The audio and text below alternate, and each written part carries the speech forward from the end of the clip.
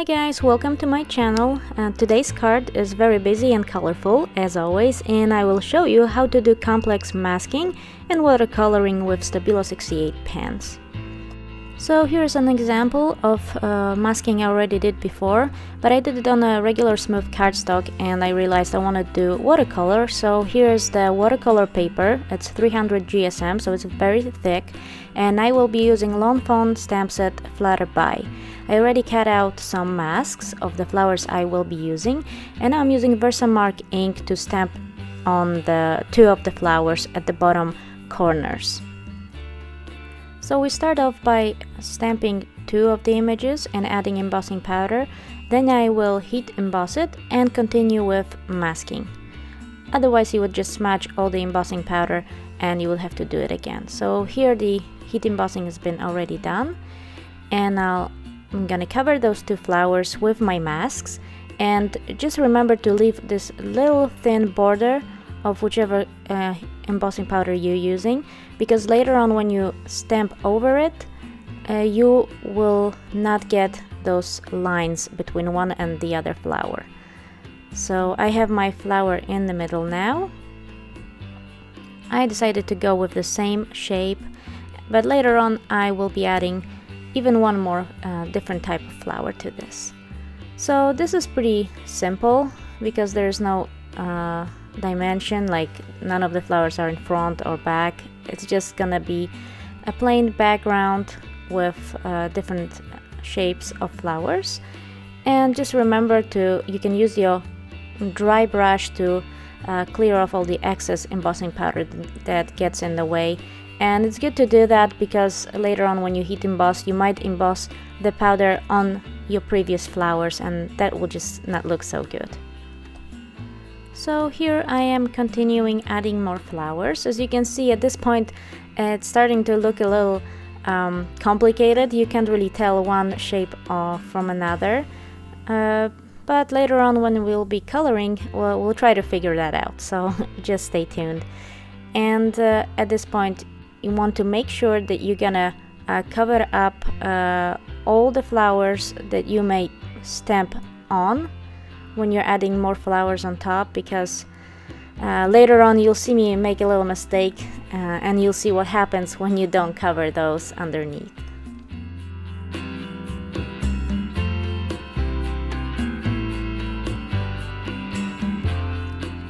So I decided to go with gold embossing powder because I thought that it will look really nice in contrast with all the vibrant colors I'll be using later on.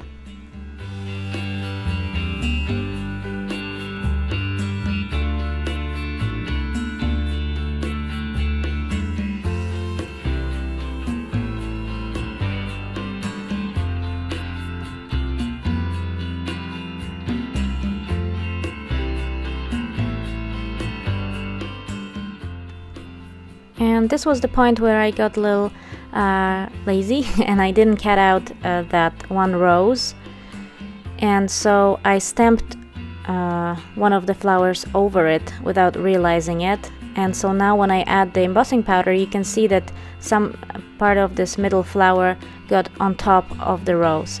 There's no need to panic, it's okay. You can just take your dry brush and clear that embossing powder from the rose underneath, and it will not do any damage because you will not heat emboss that part. It might be a little inky from the Versamark, but when you are coloring later on it will not be visible.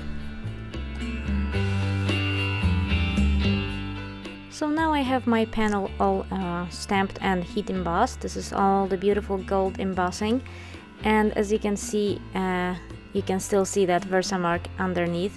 One of the main reasons why you can see it is because my ink pad was not super clean.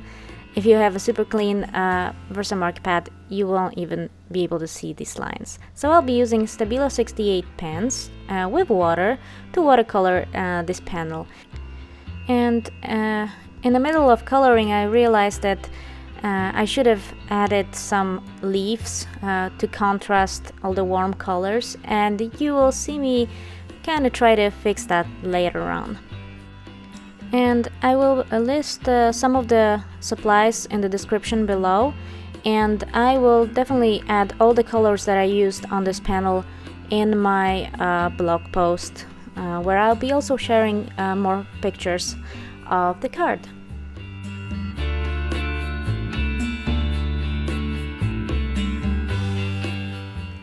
I really like these pens because with water you can really achieve very deep and vibrant colors, and the more water you add, the color gets brighter.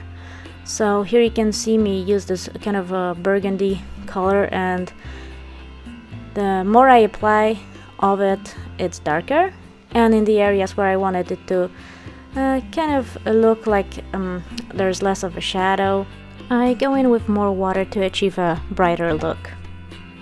Here you can see I will use a different pen, different color for different petals, but overall you can really do it with one color.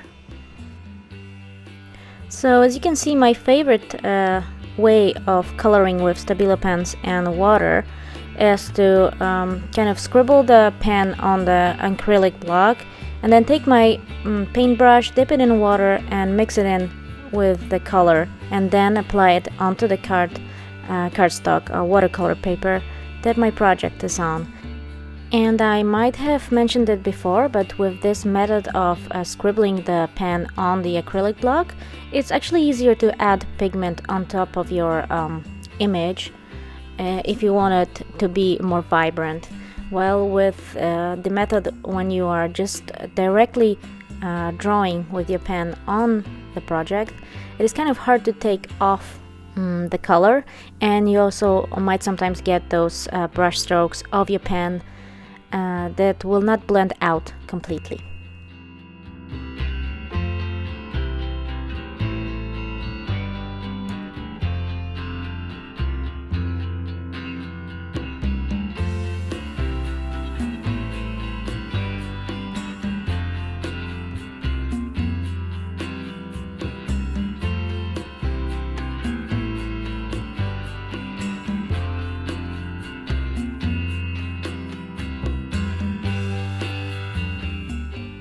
And I found that it is very helpful to have a little chart of the colors you have with and without water, so that I find it easier to decide later on which color combinations you want to go with on your project. I really like these pens because you can see that they achieve completely different look with watercolor, and even though you can see here you can still see the strokes when I used the pen and then blended it with water. You can definitely achieve a perfect blend if you go in with your water quick enough. And now I will just continue coloring, and I'm gonna go with red, orange and yellow for the flowers, and I will do a little bit of blending of I think red and orange for the bigger petals.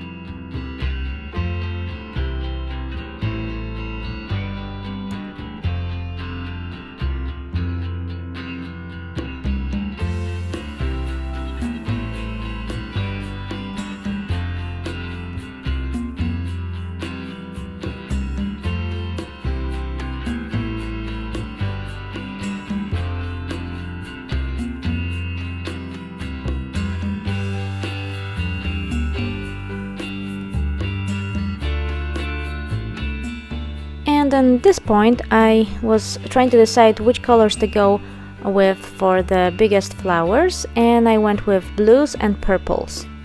So I have here kind of warm colors combinations, so I decided to kind of contrast it with cold colors.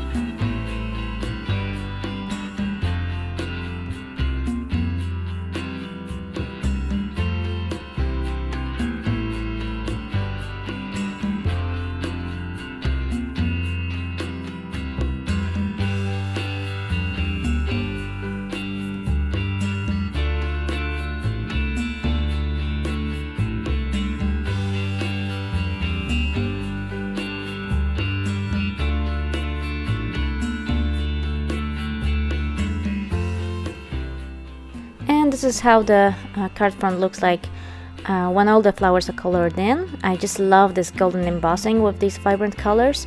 And now for the sentiment. So I wanted it to be a birthday card, so I either wanted to go with this Happy Birthday from Avery L stamp set or the Best Wishes from Hero Arts stamp set. And eventually I decided on a Best Wishes because it was just smaller and gave it a nicer, more elegant look. And that is also where I realized there's not enough contrast on the card front and there's no leaves, so I went in with a few of the leaves on the top section and a few little areas at the bottom, and I colored those in using my green colors.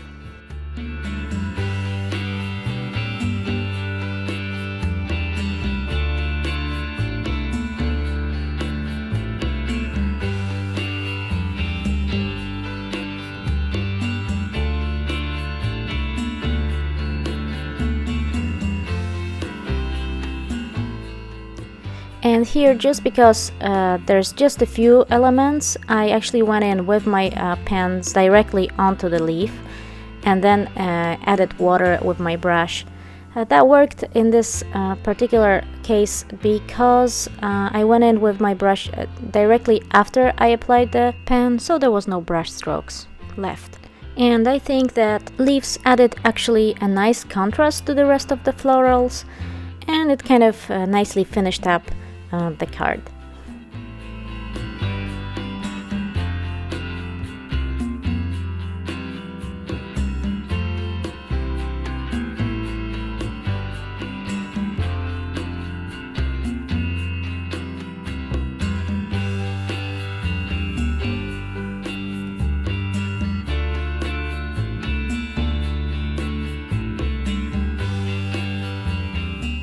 And for my sentiment, I used VersaFine Onyx Black ink. It's a really nice vibrant black, and by vibrant I mean that every time you stamp it gives a nice crisp impression. It is a pigment ink, but it dries much quicker than regular pigment inks. And that's the finished card front. I really like how this gold embossing is contrasting with all the colors that I added with the Stabilo pens. And now for the card base, I had a bit of a dilemma because I had all these colors on the front and I didn't really know what to do with the card base, but eventually I decided that I will only leave a bit of a like half frame in the upper corner, and I went with the purple card base. Although any of these card bases actually would work because there's a little bit of each color in the florals, and I think it would nicely match it.